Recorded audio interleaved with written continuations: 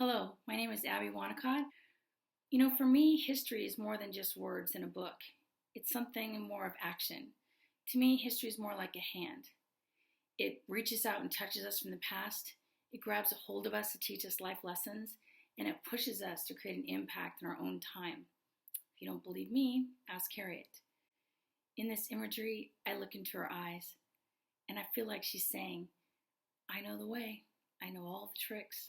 I will get you to the promised land. I have a boat. And again, using that imagery where students can look into their eyes and lean in and create that sensory connection. That's why I love using imagery and artifacts. So as they look into this image of why the artist chose to do certain things, why the background, why the coloring, why is her hand stretched out, why does she have a boat? And again, those create other questions. How could a person go all the way back down to the South where she could possibly be enslaved again and lose all her freedom that she had just fought so hard to gain, only to risk it all? What kind of person can do that, to go back to that suffering? I also like to use artifacts. I have some old cotton balls that were given to me by an older retired teacher, and they're actual cotton balls. So as kids are holding these, they can feel the 20 to 30 seeds in each cotton ball and feel how hard it was to tear apart those fibers just to create cotton fluff for manufacturing. And they can feel how tough it was, how they separate. And again, as they're sitting there touching those cotton balls, there again is another sensory connection they have to the past. History is also grabs a hold of us to teach us life lessons. Every year I like to teach about two amazing American generals. How one was our greatest traitor and the other became our greatest treasure. Both men were brave, both fought well, both were willing to give all for their country. And yet because of obstacles and insurmountable circumstances and not feeling appreciated, one would let all that bitterness come inside and internalize and grow to feel unappreciated and keep getting down with bitter and feeling, oh yeah, they don't care about me, they don't appreciate me, and would lead him to almost cost a great act of treason. While the other general had the same similar circumstances, but he chose instead of looking inward, he chose to look outward. He chose to see what the future of his country could be. He had a vision of what life could be like if he could just get past all these obstacles. So every year I teach about those two men, George Washington and Benedict Arnold. It also grabs a hold of us to teach us life lessons about people of our past. One year when I was teaching junior high, there was a student named Josh. He wasn't my student, but he was so troubled that all of us were worried about him. Even the students were coming to us with concerns about him. And even the counselors got his mother in. They tried to get other counseling. They begged her to get more help as his mother. And, it just was heading in a very terrible direction. So one morning I got word that Josh went home, walked past his little sister watching cartoons, took a shotgun, and ended his life in his mother's bedroom. It was horrible. It was like all our fears had come true. And the next morning, there's 30 faces looking at me, trying to make sense of it when I couldn't even make sense of it myself. And so then I remembered something. We were going through westward expansion, and that morning I was introducing the Oregon Trail. So I put a map of the Oregon Trail with all its ups and downs, and I explained to the students that the Oregon Trail could be a place of triumph and adventure and glorious sights and amazing experiences, but it could also be a place of dreadful death, of despair, of crushing sadness because of the deaths that were experienced along the way. But I told my students that there was something that those settlers knew that was very important. They knew that things never stay as bad as they are. They had the life experience to know that things will get better if you just keep moving on. And that's what those settlers did, one step at a time. They just kept moving. And I've never said Josh's name, but all those kids knew that's what I was talking about. And every year I try to remember that lesson when I teach about westward expansion. History also pushes us to create an impact in our own time. I often wonder what I would be like if I taught history as if I was a PE teacher. what would I do with it?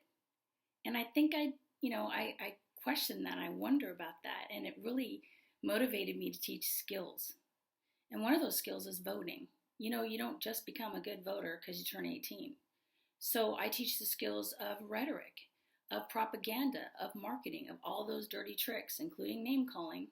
And I teach my students that you need to research and find credible sources, and that voting really comes down to, does your candidate agree with how to handle the issues the same way that you do? And find that closest match and vote for that person. I also feel like there's skill in how we make our projects, that they should have greater impact. One year, my students and I wanted to give them a good ending project as they were ninth graders heading off to high school. So we tried a lot of ideas and they didn't really think of anything. And finally, I told them this story about when I was younger than them, that my bus ride would go down the Michelle Prairie Road. And I heard many stories, and one of which was that there was something called the Michelle Massacre. And all I knew was that 2 old men killed women and children, and that men came up from Oregon to do it. And that's all I knew. So we set off this journey, but that's all we kept finding back, was just that information. And so we were going to interview historians, talk to college professors, look online, and again, nothing. So then we started looking into doing our own research, finding our own way, and lo and behold, somewhere along the line, it stopped being a project and it became a passion for a lot of my students. And we actually solved the mystery of the Michelle Massacre and wrote a book about it. And we were really on the right track to finding out what happened to those people on the Michelle River, those Nisqually Indian people. And the book has been used by a Pulitzer Prize winning author. It's been used in a report by the head of archaeology and history for a major university for the state of Washington. And just all those things came out of that those kids wanted to give voice to something that didn't have volume. They wanted to tell a story of an injustice. Later on, my students and I still wanted to tackle issues that really hadn't been covered or been given enough voice to create an impact. And just going back to that book, that actually created an impact because Nisqually Indian people were very moved about how we got the story, how we respectfully handled it. And that led to another project about the Territorial Wars. We did a whole trifold exhibit about the Territorial Wars. And again, the kids were like moving past just a project. The whole idea was, what impact can they create with their project? What message could they portray? And so we had it at our school, and parents and students came, and it was really good, and they enjoyed it, and I was very proud of them. And we had some Indian elders that came. And they got a hold of us and said, hey, would you like to be involved in Indian Days at the Western Washington State Fair? And so we took our exhibit to the fair, and again, were surprised by the impact because Indian people were looking at it, seeing stories about their ancestors, looking at the kids going, you made this? You did this? And because they had so much passion and care about it. So they created that impact. And it still impacts them. I run into them years later and they still talk about it.